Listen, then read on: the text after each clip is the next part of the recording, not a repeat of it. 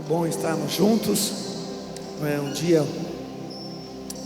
dia desse é um dia maravilhoso, sublime, único, né? É um momento onde nós realmente precisamos parar, adorar, louvar, né? Explicar para os filhos, conversar com as crianças, passar para as novas gerações, né? Permitir que isso possa chegar na compreensão e no entendimento das novas gerações. Não é questão de ovo. O que tem a ver o ovo? Sabe de onde veio o ovo? Na mesa da Páscoa que o judeu fazia, tinha um elemento que era o ovo, a representação. Dali, daquele único elemento, entre tantos, né? Ervas amargas, cordeiro, né? O mel, tinha o ovo. Então, dentre muitos, o marketing comercial tirou o ovo e colocou o ovo de chocolate, né? Porque o ovo é a semente da vida, né? O ovo é uma semente, é um zigoto. Daquele ovo, naquele ovo tem uma nova criatura. Se for ovo de galinha, tem uma galinha. Se for um zigoto, um ovo, por exemplo, do espermatozoide e do óvulo humano, tem uma vida, tem uma pessoa ali naquela única primeira célula. E todas as espécies funcionam dessa forma. Então, hoje é um dia maravilhoso, é um dia que nós precisamos resgatar a importância desse significado. Chegue na tua casa, ore, ministre, explique, abra a Bíblia, leia, né? Às vezes os irmãos não são cristãos, o papai, mamãe com quem você vai almoçar hoje, né? Então, hoje todo mundo tem algum tipo de almoço em família. Então, aproveite a oportunidade. Você que está me acompanhando aqui, ó, pela TV, pela Sara Online, pela Sara Sede, enfim, por qualquer um desses canais, Sara Play. Se você está nos acompanhando, faça isso. Ministre o sentido da Páscoa, o sentido da vida, da ressurreição do Senhor Jesus Cristo. Quero ouvir um amém, amém? Que bom.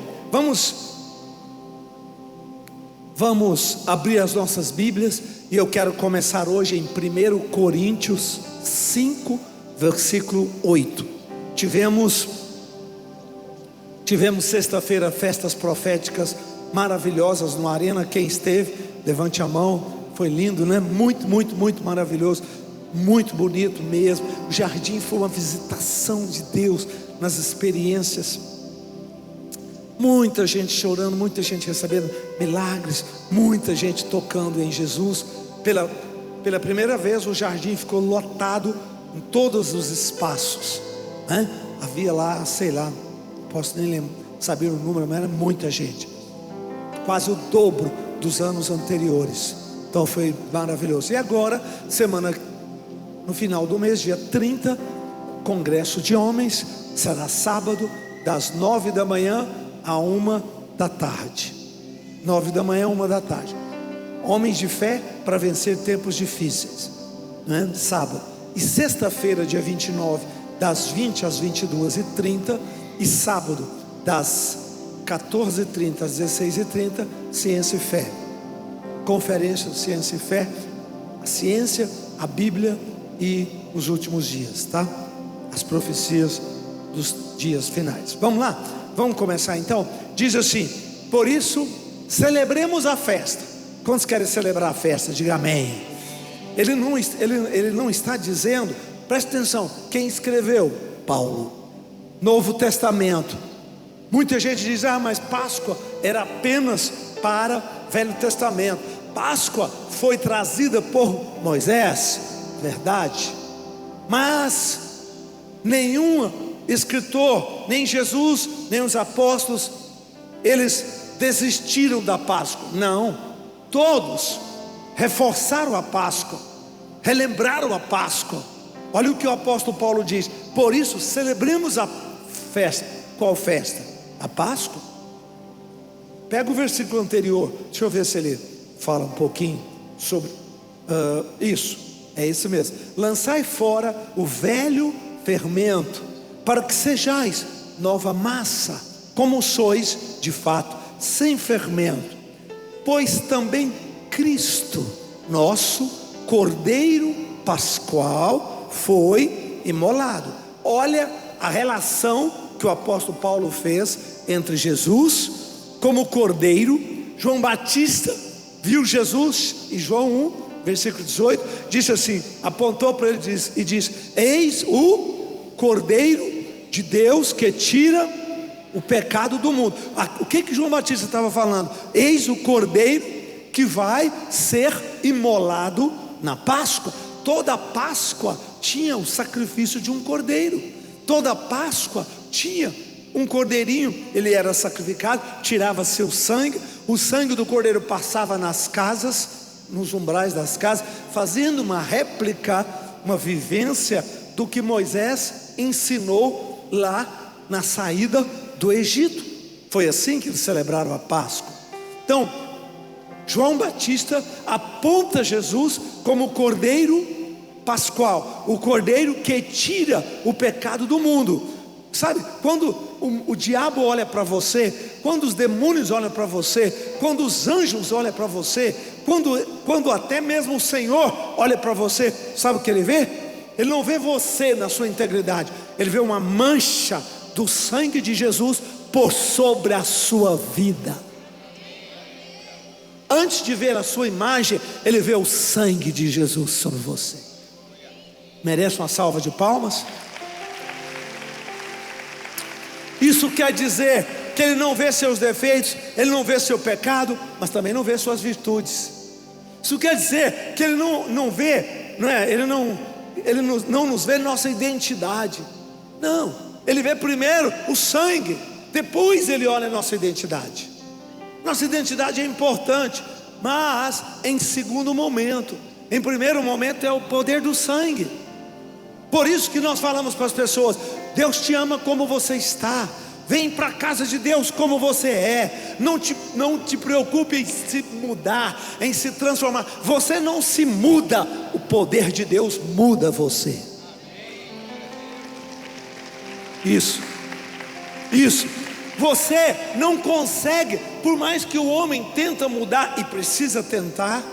É importante o seu empenho de mudança, é importante a tua decisão de mudar. Eu preciso falar menos, eu preciso ser mais manso, eu preciso ser menos crítico. Meu Deus, muda minha mente. Minha mente é uma mente derrotada, negativista, tudo vai dar problema. Minha mente me tortura. Eu preciso mudar. Ótimo, você tem que ter esse desejo, você tem que ter essa sentença, que nasce dentro de você para mudança. Agora saiba que você entra com a sua decisão, você entra com a sua vontade, e Deus entra com o poder dele atuando sobre você. Eu tenho falado muito para meus netos, para alguns jovens que às vezes a gente convive. Eu era um menino muito nervoso, muito atormentado, irado. A palavra ira era a palavra que melhor define a minha vida. Até que eu encontrei com Jesus, e depois o batismo com o Espírito Santo. Quem mudou a minha natureza foi a experiência do batismo com o Espírito Santo. A minha conversão me mudou 50%, mas não mudou 100%, 50%. Eu ainda tinha muita confusão, eu ainda tinha uma mente muito rebelde, eu tinha hábitos ruins, mesmo tendo um encontro com Jesus. Agora, quando eu tive o batismo com o Espírito Santo, aí ele transformou 100%. Aí ele me mudou em uma nova pessoa. Ô bispo, isso acontece todos os dias, com quem busca, com quem empenha, com quem decide. Se você buscar, agora, não dá para receber o batismo com o Espírito Santo assistindo televisão em casa. Isso não acontece. Realmente, isso vem como resposta de uma busca de Deus, de oração, de jejuns, falando com o teu líder, conversando com a célula. fazendo vigílias em células, para que o poder de Deus tenha espaço para manifestar, para que o poder de Deus tenha possibilidade de manifestar. Agora, nasce na tua vontade, nasce na tua decisão. Eu preciso mudar. Fale comigo, eu preciso mudar. Fale isso, escreva isso, anote isso no seu telefone, coloque isso aí nos lugares onde você tem mais privacidade. Durante algumas vezes do dia, declare isso e ore sobre isso. Aqui o apóstolo Paulo fala: celebremos a festa. Qual festa? Páscoa. Está falando sobre Páscoa, Cordeiro Pascual. Celebremos a festa. Celebrar é alegrar, né? É você realmente se regozijar. Que bom. Por quê? Porque nós não tínhamos esperança, hoje nós temos. Aí ele fala: celebra a festa não com velho fermento. O que é velho fermento? Ninguém come fermento. Nós comemos pão fermentado, não fermento. Eu não pego o fermento e como, mas você pega um pão francês que tem fermento e come. O pão é que a gente come fermentado. Às vezes é o pão francês, às vezes é o pão feito em casa, sempre tem um fermento. O pão que não tem fermento chama-se pão asmos. E esse pão asmo é pão sem fermento. Ele é feito, preparado de uma maneira especial, que é o pão que nós servimos na Santa Ceia. Fininho, às vezes ele se quebra, ele não tem muita consistência para ser grosso, ele não tem um paladar muito bom, o outro é mais gostoso, mas ele tem um simbolismo, porque o fermento na Bíblia fala de orgulho. Fermento é o que faz inchar, fermento é o que faz crescer, fermento é aquilo que cria algo superficial. Fermento é o fake news. Fermento é o fake news. Fermento cria uma imagem no pão que não é fake, né? Então, o fermento é aquilo que entra em nossas vidas e que deforma nossas vidas e que dá uma aparência em nossas vidas longe da verdade, longe da realidade.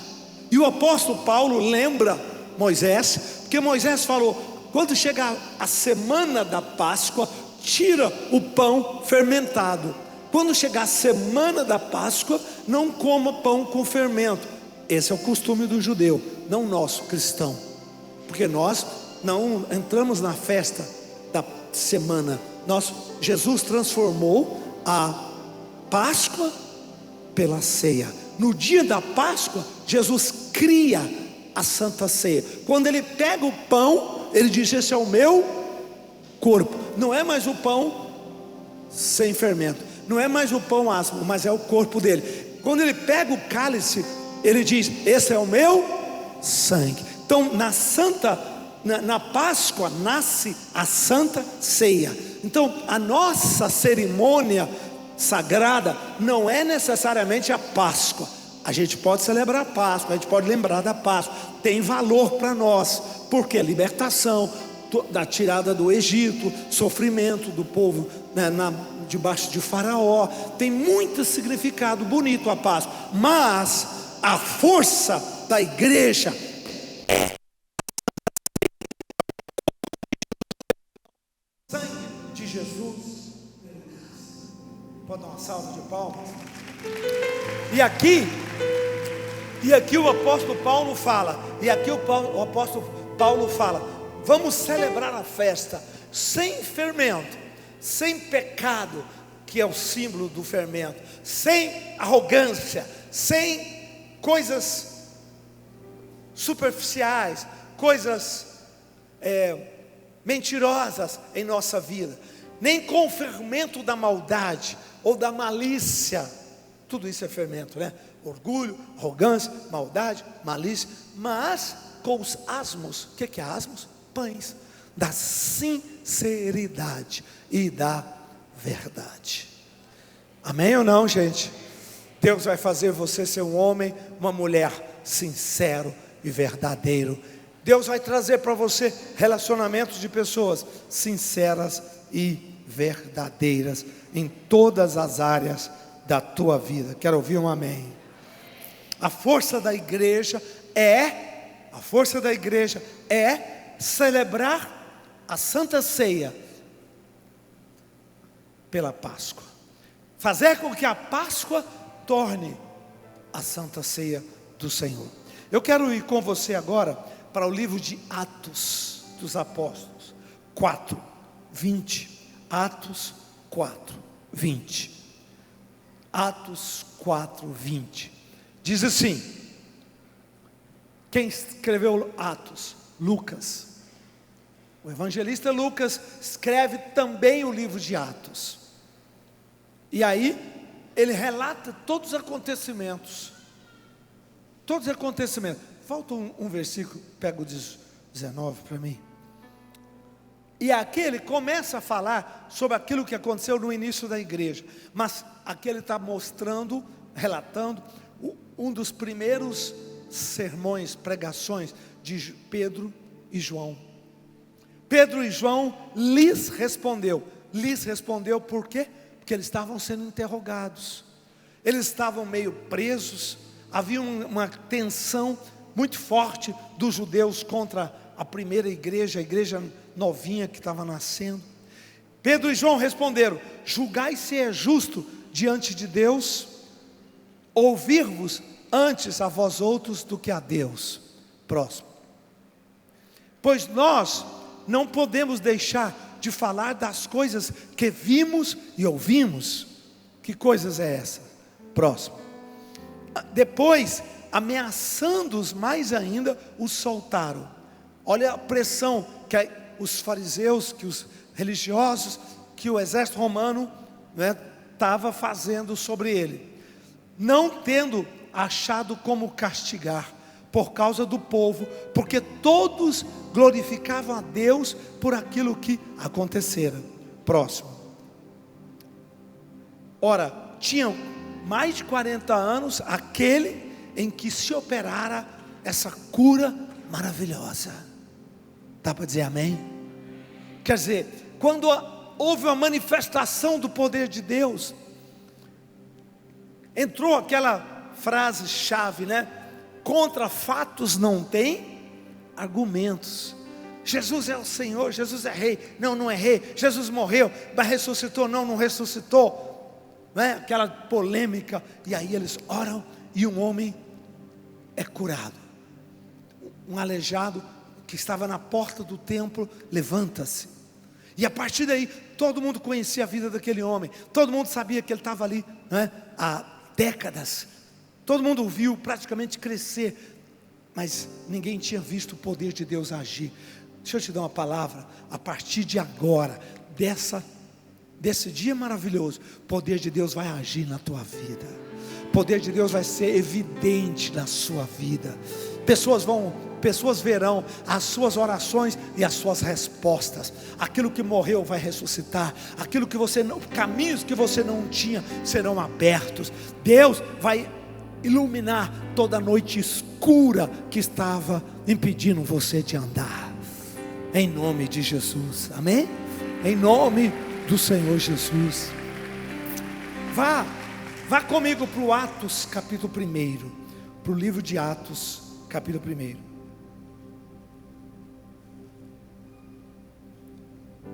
Atos 1. Gosto muito desse texto de Atos capítulo 1. Lucas escrevendo, conversando com um discípulo dele chamado Teófilo. E aí ele explica.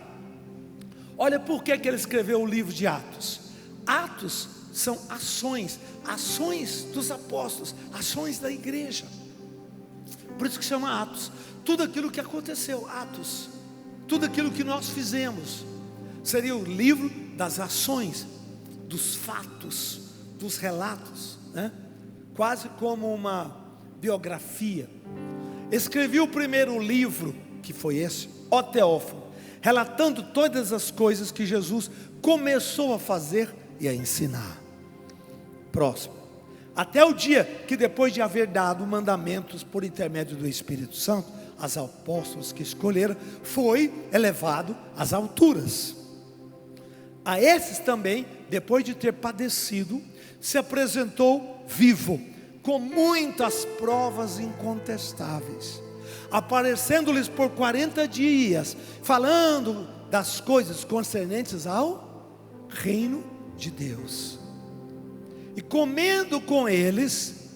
Que coisa, né? Deve ter sido maravilhoso aqueles encontros de Jesus ressuscitado com os discípulos, comendo, lembrando, falando, instruindo. 40 dias é muito tempo. Não foram 4 dias, foram 40. Deu tempo de conviver bastante com Jesus ressuscitado, com Jesus em corpo incorruptível, com Jesus, né, na silhueta, naquela silhueta já da ressurreição. E comendo com eles, determinou-lhes que não se ausentassem de Jerusalém, mas que esperasse a promessa do Pai, a qual disse ele: de mim ouvistes. Porque João, na verdade, batizou com água, mas vós sereis batizados com o Espírito Santo, não muito tempo depois desses dias. Então os que estavam reunidos lhe perguntaram: Senhor, este será o tempo em que tu restaurarás o reino a Israel? O Senhor vai governar? O Senhor vai tirar Herodes e Pilatos e vai assumir o lugar deles? O Senhor vai governar no reino de Roma? O Senhor vai tomar o lugar de César? Qual o tamanho do teu reino? Como é que vai expressar o teu reino? Se tem reino, tem governo. O que nós podemos esperar?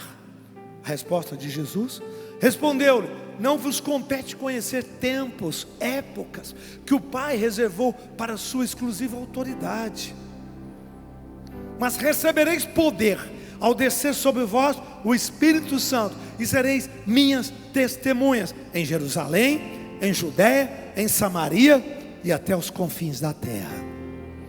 Dito estas palavras, Jesus foi elevado às alturas à vista deles, e uma nuvem o encobriu dos seus olhos.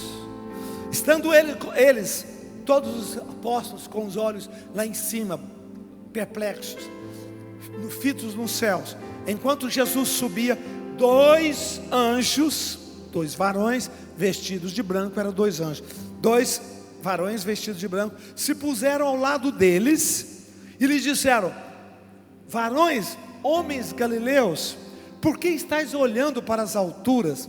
Esse Jesus, que dentre vós foi assunto ou levantado até os céus, virá do modo como o vistes subir. Então voltaram para Jerusalém, do monte chamado das Oliveiras. Jesus subiu ali no Monte das Oliveiras. O Monte das Oliveiras hoje faz parte da grande Jerusalém. Naquela época ele estava distante, quase 1,5 km fora dos muros da cidade. Mas hoje já é um bairro, quase centro de Jerusalém hoje, Monte das Oliveiras, ou Monte do Olival, que dista daquela cidade tanto quanto a jornada de um sábado. Mais um. Quando ali entraram, subiram para o cenáculo, aonde se reuniram Pedro, João, Tiago, André, Filipe, Tomé, Bartolomeu, Mateus, Tiago, filho de Alfeu, Simão, Zelote e Judas, filho de Tiago. Próximo. Todos esses perseveraram unânimes em oração com as mulheres, Maria, mãe de Jesus, e com os irmãos dele. Naqueles dias levantou-se Pedro no meio dos irmãos, compunha-se a assembleia de umas 120 pessoas, e disse: agora Pedro vai colocar um substituto para Judas Iscariotes, né? Ele põe Matias, que entra no lugar, e eles ficam lá orando, até cumprir-se 50 dias, 10 dias depois, já era 40 dias, né? Jesus ficou 40 dias, então faltavam 10, eles oraram 10 dias, e chegou o dia do Espírito Santo. 2:1 para mim, Atos 2:1, Atos 2:1, veja, olha aí, esse texto é maravilhoso, porque diz assim, Atos 2:1, diz assim: ao cumprir-se o dia de Pentecostes, era uma outra festa, 50 dias depois da Páscoa, lá na frente, ao cumprir-se o dia de Pentecostes, estavam todos reunidos no mesmo lugar, Próximo. De repente veio do céu um som, como de um vento impetuoso, parece que tinha uma tempestade, encheu toda a casa onde estavam sentados, e apareceram distribuídas entre eles línguas de fogo, pousou uma sobre cada um deles. Todos ficaram cheios do Espírito Santo e passaram a falar em outras línguas, segundo o Espírito lhes concedia que falassem. Mais um. Ora, habitavam em Jerusalém homens judeus piedosos de todas as nações debaixo do céu. Mais um. Quando se ouviram falar aquela voz, toda a multidão afluiu, que se possuiu de perplexidade, porquanto cada um os ouvia falar na sua própria língua. Estavam atônitos, se admiravam. Que é isso? Vede, não são galileus todos esses que aqui estão falando? Como ouvimos falar cada um em nossa própria língua materna? Próximo. Somos partos, medos, elamitas, naturais da Mesopotâmia, Judéia, Capadócia, Ponto, Ásia, da Frígia, Panfilha, do Egito, regiões da Líbia, imediações de Cirene, e romanos que aqui residem, tanto judeus, prosélitos, cretenses, arábios. Como os ouvimos falar em nossas próprias línguas da grandeza de Deus? Atônitos, perplexos, interpelavam uns aos outros: o que isto quer dizer? Outros zombavam, dizendo: tão embriagados, tão bêbados. Pedro se levantou com os 11, erguendo a voz nesses termos: varões judeus, homens de todos os habitantes de Jerusalém, tomai conhecimento disso e atentai às minhas palavras. Estes homens não estão embriagados, como vindes pensando, sendo essa a terceira hora do dia. Sabe que hora era? 9 da manhã. 6 da manhã é a primeira hora. 6, 7, 8, 9. 9 da manhã. Como é que vai beber vinho 9 da manhã? Não tem lógica isso. Mas o que está acontecendo, o que ocorre, é o que foi dito por intermédio de Joel. O que ele vai falar? Próximo. Acontecerá nos últimos dias, diz o Senhor, que derramarei do meu espírito sobre toda a carne. Vossos filhos e vossas filhas profetizarão, vossos jovens terão visões, e sonharão os vossos velhos. Até sobre os servos e sobre as minhas servas derramarei o meu espírito naqueles dias, e profetizarão. Essa é a igreja, bem forte. Esse é o cristianismo. Essa é a celebração do dia de hoje. Falava em línguas. Sabe o que significa isso? É interessante que as pessoas moravam lá, tinham suas línguas nativas, falavam aramaico. O aramaico era a língua da época, né? Mas eles se assustaram dos apóstolos conseguirem conversar, falar nas línguas com eles. Sabe o que acontece? Quando o poder de Deus vem na sua vida, você fala a língua das pessoas, você entende elas, você compreende, você consegue fazer conexão. Quando o poder de Deus vem, quando Jesus ressuscitado entra na tua vida, pontes são formadas, né? Amor, conexão. Deus ajuda-nos a fazer conexão com as pessoas. Ninguém mais é indiferente, ninguém mais é estranho, ninguém mais é estrangeiro. Todos conectam conosco. Quanto mais cheio do poder de Deus, mais forte é a sua conexão com as pessoas, mais forte é o seu amor. Elas vão olhar para você, só de olhar elas vão ver a graça de Deus, a aceitação, o carinho. Elas vão ver que há algo em você que flui, que ultrapassa por cima das circunstâncias e das aparentes barreiras que haviam. Oh, aleluia! Glória a Deus. O nascimento da igreja é esse. Aqui você está vendo a igreja nascer. 3.000 pessoas se convertem depois dessa pregação de Pedro. 3.000 pessoas vão ser batizadas. Logo em seguida aqui, ó, imediatamente. Não havia lugar para reunir. Aonde eles iam? Para o templo, para o átrio, pátio do templo de Salomão, que naquela época não tinha sido destruído ainda. Então eles vão lá, eles passaram, eles conseguiram com os chefes o irmão de Jesus, o Tiago, era muito influente com Tiago, o irmão de Jesus, não o discípulo. O discípulo morreu, mas é o Tiago, o irmão de Jesus. Ele consegue que os fariseus e Caifás, Anás e Caifás, os dois maiores sumos sacerdotes, permitissem que eles se reunissem no templo. E no início eles ficaram meio mesclados, o judaísmo com a igreja. Você sabe, olha que coisa, eu estou fazendo uma matéria para o programa da Gênesis, e é um tipo de podcast também que eu vou soltar, e todas as descobertas científicas recentes da atualidade, que são divulgadas, eu estou pegando a matéria e fazendo um programa. Uma dessas descobertas científicas, lá em Jerusalém, sempre tem muitas descobertas, moedas, que comprovam a veracidade de uma cidade, de um rei, não é? Sempre tem a arqueologia trabalhando, bíblica, trabalhando com muita intensidade. E muitos desses arqueólogos não são cristãos, e nem são judeus, são cientistas. E eles estão descobrindo muita coisa, e aquilo que eles descobrem, alinham absolutamente, mostram a veracidade da Bíblia, a veracidade do contexto histórico, geográfico, né, do contexto arqueológico da própria Bíblia.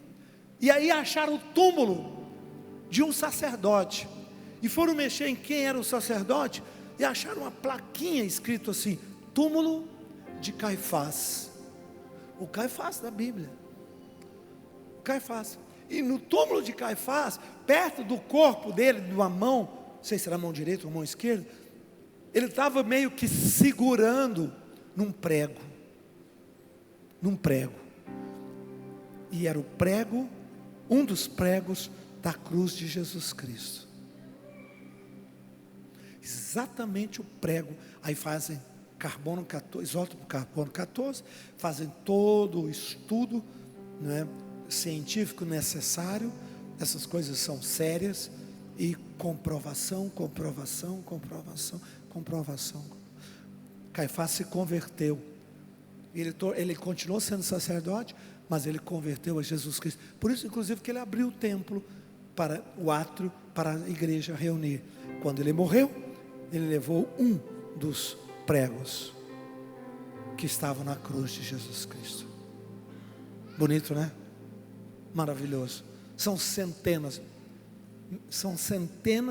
de provas como essas. Exatamente centenas. Semana passada encontraram as tábuas, 3 semanas atrás, encontraram as tábuas do altar de Josué, que ele estabeleceu antes de abrir o Jordão, antes de entrar na terra prometida. Ele fez um altar, e lá no altar, na beirada do Jordão, do lado de lá, ele escreveu uma aliança com Deus. Acharam a tábua que foi erigido o altar de Josué, as mesmas letras, mesma grafura, exatamente, está lá. E aí passa por comprovações científicas direitinho. E por isso que eu costumo dizer, a nossa fé hoje não é uma fé de religião. A nossa fé hoje é científica, completamente científica. De todos os lados que você quiser olhar, de todos os lados que você quiser ver, todos os sentidos. A fé é científica do ponto de vista de comprovações históricas. A fé é científica do ponto de vista de comprovações arqueológicas. A fé é científica do ponto de vista de comprovações geográficas. E a fé, a coisa mais bela, né? E a fé tornou-se científica agora. Por quê? Porque a fé é o mecanismo humano, sociológico, mais poderoso que aciona a mente e o cérebro humano. Não tem nenhuma atividade que põe o cérebro humano em um funcionamento tão ativo quanto a fé. Quando você está focado na sua fé, seus neurônios são irrigados numa velocidade impressionante. Sinapses novas são criadas com aquele volume de sangue nos neurônios nossos, acionando todo o nosso cérebro. E isso significa o quê? Bom, até aí isso é fé. Agora, agora daqui para frente não é mais fé. Agora daqui para frente é só ciência.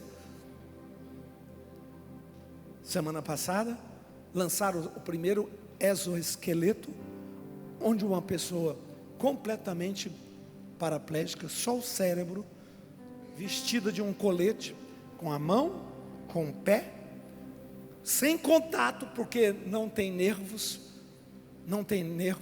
só a mente dando comando para a mão, e a mão mexendo, pegando um copo, pegando uma caneta. Mas como? Você não tem circuito, você não tem sistema. Como? Só o cérebro transmitindo as informações. Daqui para frente é quântica, é nova, a ciência mais recente, mais moderna. É a ciência que embasou toda essa revolução que está surgindo, que veio do advento da teoria quântica, daí para frente. Então a fé, eu só vou usar a fé para dizer, não tem dentro da humanidade, no aspecto sociológico, nenhum procedimento capaz de acionar seu cérebro, levar seu cérebro em ondas, em energia, em irrigação sanguínea, como a fé. Quando você adora, quando você ora, quando você medita, né, seu cérebro recebe o máximo que pode receber, para a formação de novas sinapses e para a irrigação de neurônios. Imagina um cérebro desse dando ordem, né, a todos esses equipamentos, né, maravilhosos. Imagina o que está acontecendo. A ciência entrou dentro do conhecimento nosso. A nossa fé é científica. A fé move matéria, a fé torna realidades, a fé põe o universo em movimento. Eu não vou nem falar uma coisa muito complicada para vocês aqui, porque aí muita gente pira, que é a mente do universo. Aí realmente é uma coisa muito pesada, muito forte. Até do ponto de vista científico, não é tão fácil de entender. Mas eu quero só parar aqui para te dizer, o batismo com o Espírito Santo, desceu o poder de Deus, desceu o poder do Espírito Santo, desceu o fogo sobre cada um deles. Pronto, a humanidade passou a ser uma nova humanidade, porque o poder de Deus passou a agir dentro de nós. Você não precisa ser um homem natural, você não precisa ser um homem dependente de cigarro, dependente de bebida, dependente de maconha, dependente de revólver. Você não precisa ser. Você pode ser um homem cheio do poder de Deus, que anda acima de todas essas coisas. Por quê? Porque o poder do Espírito Santo é uma realidade. Ele é uma entidade que vem sobre nós, que está em nós quando aceitamos Jesus, e vem sobre nós num revestimento, e faz você brilhar, faz você agir, faz você alcançar aquilo que você nunca imaginou que alcançaria. Nunca imaginou que alcançaria. Para encerrar, eu quero ler o último versículo. Projeta para mim Isaías 53. Isaías 53. Vai lá, Isaías 53. Bom seria ler do 1 a 5, vou ler muito rápido, mesmo que o horário já está um pouquinho avançado. Isaías 53, 1. Quem creu em nossa pregação, aqui foi revelado o braço do Senhor, né? Quem creu? Como que nós vamos fazer as pessoas ver o braço de Deus? Ver que as suas vidas não foi acidente, mas foi propósito, que não aconteceu, né, fatalidades. Como nós vamos fazer as pessoas crerem? Como nós vamos fazer as pessoas enxergarem? Aí diz assim: ele foi subindo como renovo perante ele, como raiz de uma terra seca. Falando sobre Jesus, profecia sobre Jesus. Ele não tinha aparência nem formosura, olhamos, mas nenhuma beleza havia que os agradasse. Ele era, desprezado. Jesus não era um homem fino, Jesus era um homem rude, forte. Jesus era carpinteiro de pedras, não tinha madeira lá na região. Ele não era um carpinteiro de madeira como é hoje. O Brasil tem madeira para tudo quanto é lado, até a própria Europa, mas lá não, lá só tem pedra. Madeira naquela região só tem o carvalho, que é duro para dedéu, e a oliva, carvalho e a oliva nos montes. Então eram madeiras difíceis, pequeninhas, até fininhas, máximo disso aqui, ó. Agora, os móveis eram de pedra, a mesa era de pedra para comer, né? A cama era de pedra, os túmulos, pedras, então, os bancos de pedra. Então Jesus trabalhava com pedra. Pedra, meu irmão, olha o braço, ó. O cara era forte. Jesus tinha uma estrutura fisicamente muito privilegiada, embora ele não fosse bonito de rosto. O rosto dele, maltratado, queimado, escurecido, barba por fazer, gente sofrida, gente da luta, gente, não tinha azarro não, era coisa pesada mesmo, homens de dor ou de dores, que sabem o que é padecer, sofrido, problemas de família, problema daqui, problema de lá, como um do que os homens escondem o rosto. Jesus devia ser muito firme, Jesus devia ser muito confrontativo, e as pessoas meio que esquivavam. Era desprezado, como comum, e não fizemos caso dele. Próximo. Mas ele tomou sobre si as nossas enfermidades. Dá para dizer amém? E as nossas dores levou sobre si, e nós o reputávamos por aflito, ferido de Deus e oprimido. Mas ele foi traspassado pelas nossas transgressões, moído pelas nossas iniquidades.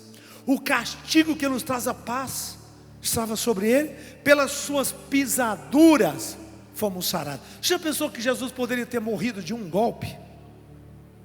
Jesus poderia ter morrido de uma lança ou uma flecha, pum, morreu, não sofreu, nem viu, morreu, rápido, um golpe.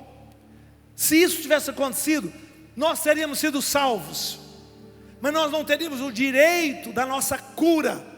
A cura das doenças veio pelas pisaduras que Jesus teve. 52 feridas no corpo, chagas, dos chicotes pontiagudos. Na ponta de cada chicote tinha um vergalhão, tinha um prego, e aquele batia e o prego entrava, 52. E foram essas chagas, naquelas feridas, naquelas chagas, ele levou o câncer, ele levou o Covid, ele levou o problema cardíaco, ele levou as infecções, as inflamações, ele levou todo tipo de doença nas chagas dele. Cada uma das chagas tinha a expiação para a cura de uma enfermidade. Por isso que quando você ficar doente, você vai lembrar, essa doença não é minha, Jesus já levou essa doença no corpo dele, e eu vou receber fé, e eu vou receber poder, e o Espírito Santo vai agir no meu corpo, e ele vai me curar, porque eu já recebi essa cura, porque o meu Jesus levou naquela cruz.